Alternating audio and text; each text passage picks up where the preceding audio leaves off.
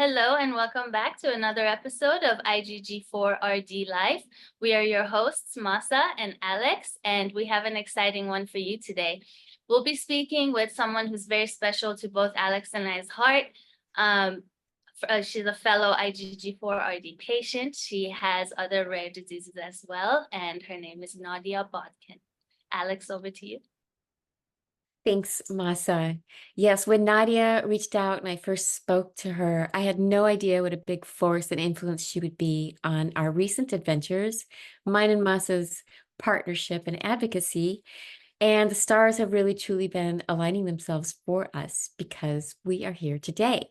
And we will be learning about Nadia's journey as a patient and then as an advocate, entrepreneur, and business owner.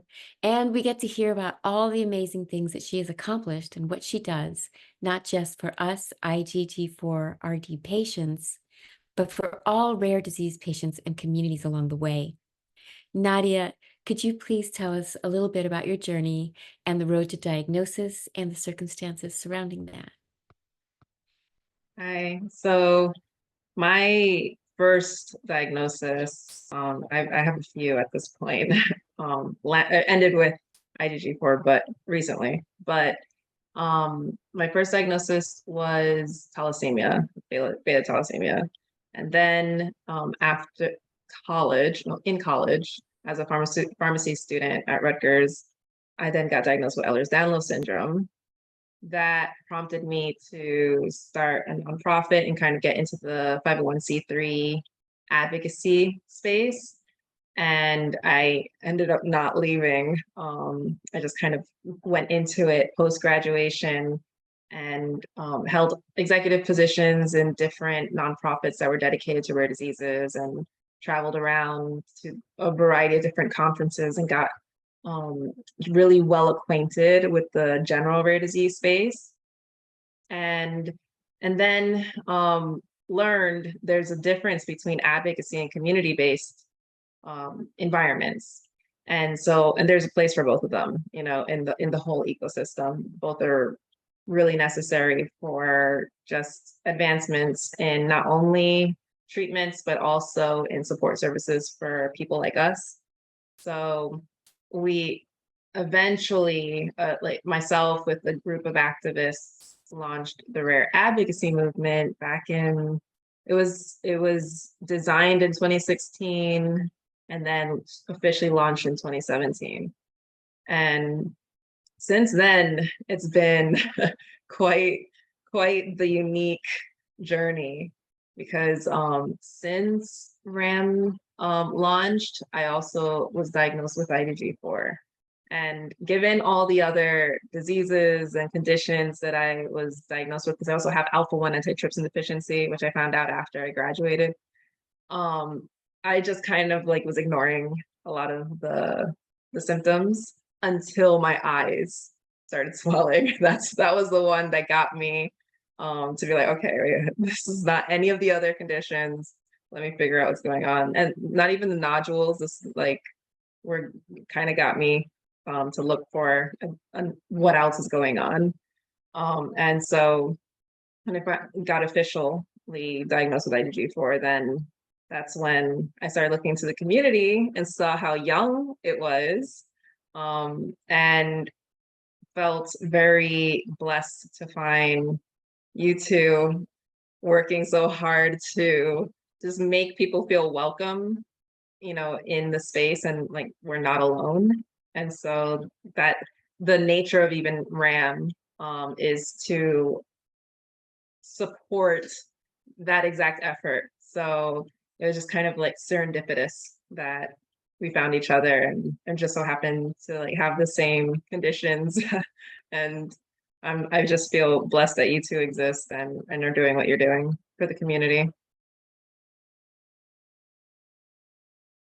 Thank you so much, Nadia. That means so much to us. To be honest, we feel blessed because you came into our lives. That's such a crucial time too for us as we're doing, setting up all of these things.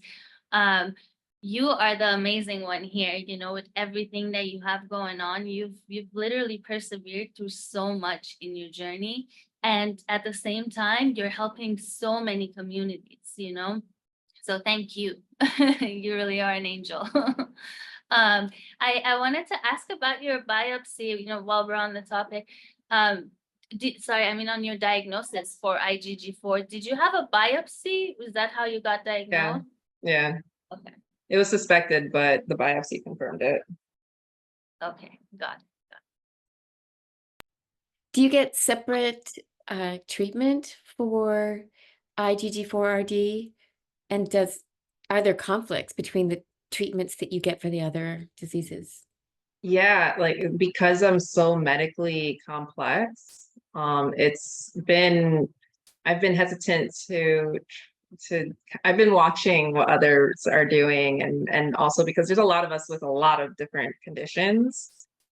So I have been also trying holistic approaches like the red light therapy, and of course steroids when it just gets too out of control. But I'm still on that journey of exploring and trying to be sensitive because I also have compromised heart, compromised lungs, and it's my body is extremely delicate, so I'm trying not to throw it off track. Like the body naturally is an intelligent machine trying to survive. So even IgG4 is an attempt to survive. So I'm just trying not to throw it any more off track. But I have been hearing some good things, even just from you, Masa, sharing your success stories. Like it makes me like, okay, I want to try certain things now to see if it helps me out, because it's difficult, when your skin's not, got bumps, those nodules and swelling, and it's just not a it's a difficult one. There's a lot of even I have beta thalassemia that needs transfusions and things of that nature. So it's not something that I can just jump into. I have to see if I do one thing, it might impact the next. And so I'm mainly on palliative care, and then addressing the systems that malfunction in emergency status until we can find a way to balance things out. I'm hoping there's no more acquiring of conditions, but one of the doctors on my healthcare team is just like, well, you can look at it as you've lived long enough to acquire these autoimmune conditions. So it's because I wasn't even expected to live this long with the thalassemia, alpha-1 antitrypsin deficiency, and EDS. The combo was already pretty brutal. So it's just it's a matter of perspective. Still here, so still trying to figure it out. Yeah, I that's just so amazing. And I know a couple of times when we've spoken that you've mentioned that you're continuously being given extra time, and you're trying, and making the most of it. And it sounds like RAM is part of making the most of it. Could you tell us about what RAM does and how it helps people? Yeah, it's designed to be a historical event. So it's different from your traditional 501c3 or charity or nonprofit group. It's also not horizontal. It's not vertical, it's horizontal. So everyone in the group is equally important. There's no person above the other or hierarchies. And that the reason is because we're all people from the community or caregivers. So we're all community based. So it operates in order to support us. And what we were learning was when there's business models that are designed to maintain these infrastructures, like the 501c3 model, it's a business model. And so then it's designed to support the community, but at the end of the day, what happens when the business interests may not necessarily align with the community's interests? Who then serves who speaks for the people? And there's never been an actual model that supports that before blockchain. So blockchain actually provides the people with this power to represent themselves in their own interests. And so we just apply the same model. It's called decentralized autonomous organization. And so that same model is kind of creates this autonomous machine that evolves with the needs of the people. And so we needed that in the rare disease space. And so that's what RAM is. And it's creating all of these support systems now through collaborations and initiatives. So the latest initiative is the health equity diagnostic infrastructure, but there's OLM, Our Lives Matter group, and there's tons of collaborations. If you go to the website, you can see the list. There's the most recent one, Mental Health for Rare, trying to see how a rare disease diagnosis impacts our mental health.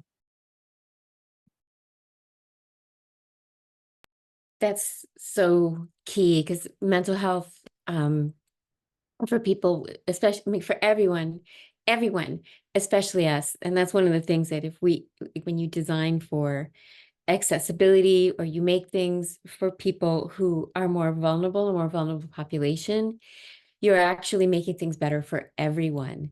And the case of mental health being really important for people with chronic conditions and rare diseases, it's actually really important for everyone. So we forget this, but it's especially important for us because of everything that we're struggling and dealing with. And how do you work with pharmaceutical companies? So with so a lot of pharmaceutical companies are incentivized to collaborate. They just don't really know how to, the traditional ways to go through advocacy groups.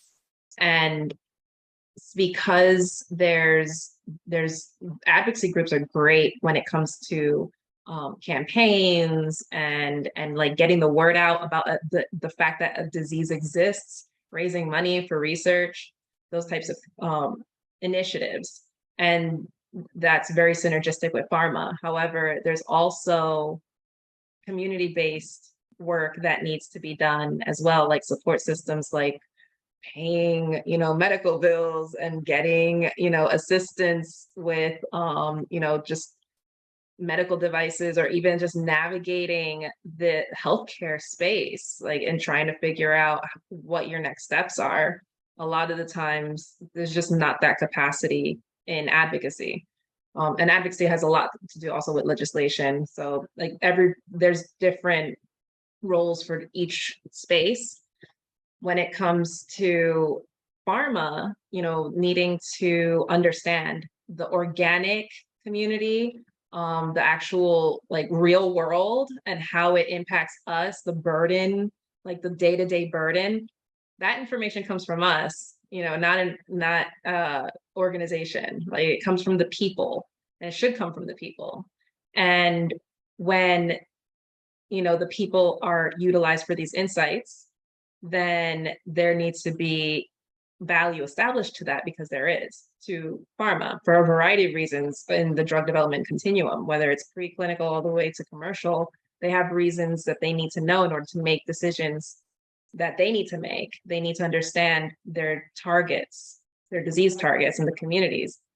So those insights traditionally have not necessarily benefited the people. They've always just been extracted from us. And so that's where, Rare 360 program evolved to bring that value to the people, and for the people, for us to then have some sort of way to leverage that for the needs that we have on a community-based level.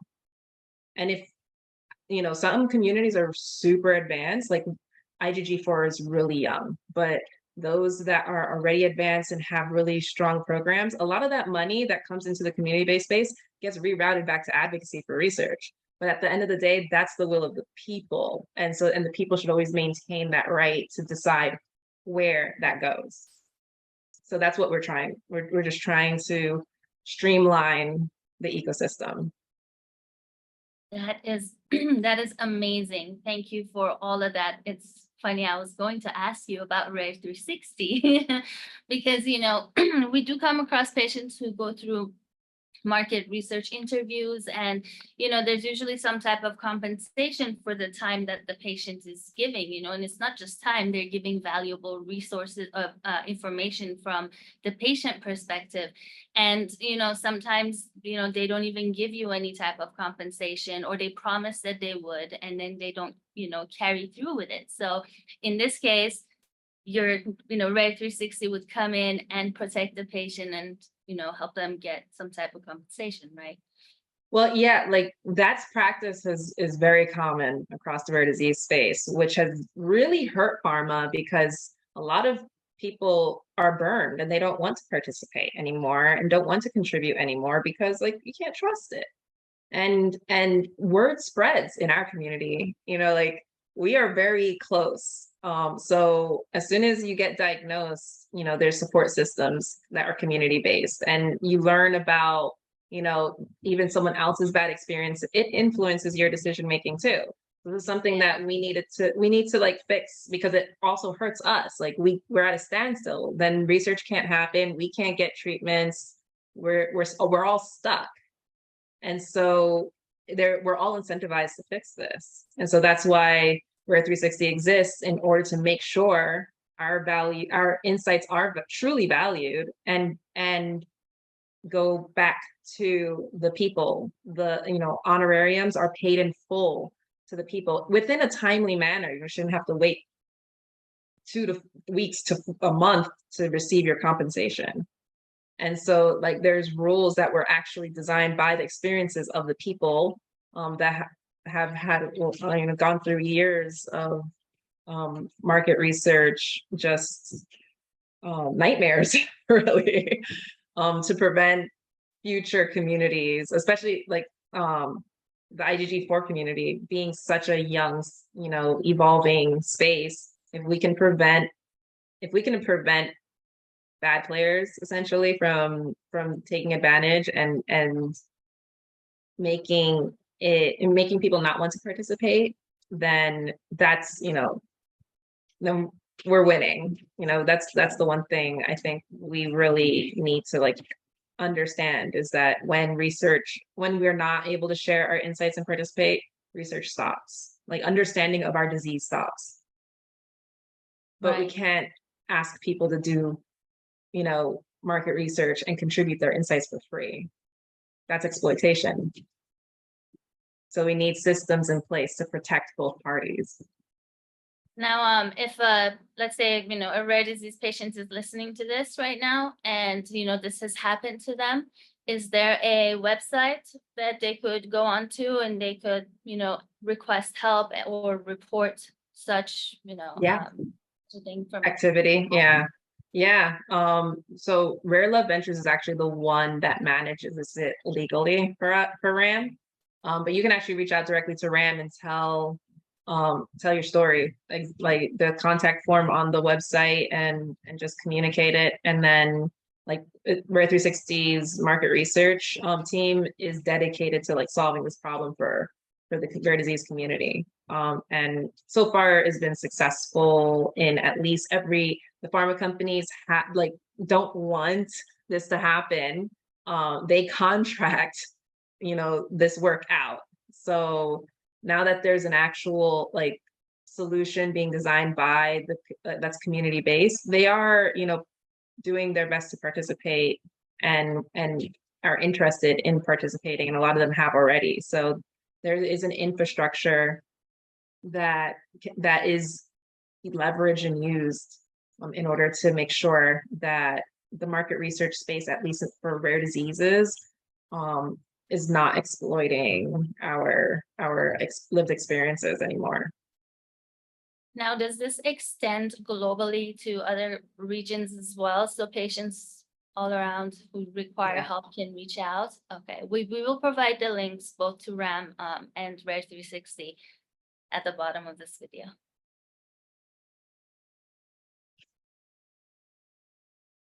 All right, Alex, do you want to say? Um, well, yeah, thank you so much for sharing all of this. And yeah, we'll definitely have those links in the show notes. Uh, Nadia, is there anything you'd like to add before we wrap up the interview? Anything you'd like to let us know, or any messages to patients and caregivers and the medical community? I guess a message for the community is to know your worth. Don't sign up for anything you don't fully understand. Ask questions. If anyone is agitated or annoyed by the fact that you're asking questions, that's a red flag. So I think it's important to just truly know your worth. And if you're not sure, there's actually a fair market value page on RAM so that you can actually know the value of our insights as rare disease people. And for industry, value, you already do value it. It's just a matter of now expressing it and participating and respecting our lived experiences as people that exist in the rare disease ecosystem as well.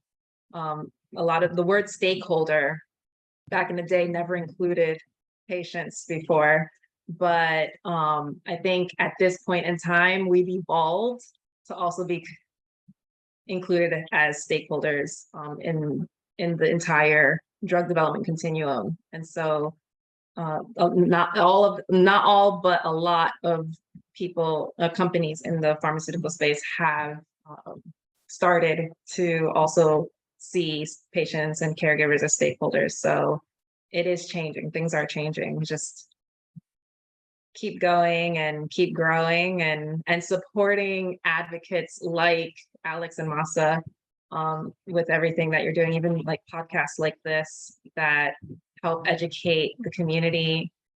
These types of podcasts, it's extremely important to support, because it truly is community based. Thank you so much. We really appreciate that. Do you have any messages for the medical community? Oh, the medical community, listen to us when we come to you with symptoms. Just listen to us, take it seriously. It's not always in our head. It's not always not that bad. Yeah, we might be talking and we found our way to walk there. We might have makeup on our face, but that doesn't mean that we should be not taken seriously. It's something that across the rare disease space has been reported, that experience, and it really does have an impact on our mental health and our overall biological health. It's exhausting. So the medical industry right now is stepping up for rare diseases. So want to give kudos where it's worth or owed, or kudos where it's earned. But yeah, earned. But there are a lot of doctors out there that still struggle when something is rare to even acknowledge. It's sometimes just over their heads, and they don't want anything to do with it because it's too complex. If that's the case, just be honest, and instead of writing it off as not that bad, or not that serious. That's really that's really good advice, actually, because a lot of time we end up wasting our time, our money, our energy, and our mental health, because nobody wants to be passed around from one to another to another to another. Nadia, thank you so much for taking the time to talk with us. Thank you for everything you're doing for us, but also for every rare disease community. I'm very excited to share RAM and Rare 360 with the patients. Alex and I will definitely be spreading that around so that everyone can be protected for what they're doing. Alex, did you have something to say? Yeah, a couple things. First of all, aside from thanking Nadia again and again and again profusely, and let you know how much we appreciate you. Also, I wanted to say, for patients, it's really frustrating that there isn't enough research when it's a rare disease. And there are reasons for that, so there's this dynamic and synergistic relationship with researchers that is our participation, and they're carefully plotting what's going on, making sure that just because something's happening at the same time, is it a symptom, is it not a symptom, trying to make sure that they're figuring out causative relationships and teasing that away from correlative relationships. On the flip side, I would like to say, track, because some weird symptom comes up, just track it, because it might actually be a sign of something, or nothing, right? But track it and find out. And I think for caregivers, always just support. Sometimes the person you're caring for might not be able to do the tracking, so do some tracking also. Not everyone has a caregiver. So if you are a caregiver, know that your help is totally needed, even though it might always be expressed, any appreciation. And I think also when it comes to the medical community, I know it's frustrating to be passed from doctor to doctor to doctor, but it's more frustrating to be stuck with a doctor who refuses to be open to what you're going through. And remembering that the patient is part of the wellness team. Never let yourself be removed from that. Thank you, Alex. Oh, and I love everybody. Love you all. Thank you, ladies. This was really enlightening today. I'm very happy we got to finally do this. And Nadia, again, thank you. Speaking of being our own caregivers, Nadia is also her own caregiver while doing all of this. So this is why just all praises to you. We need you around for a long time, girl. Keep fighting. We love you, and thank you, everyone. Please like, subscribe, and comment below with your thoughts on our episode, and we will see you soon. Bye-bye.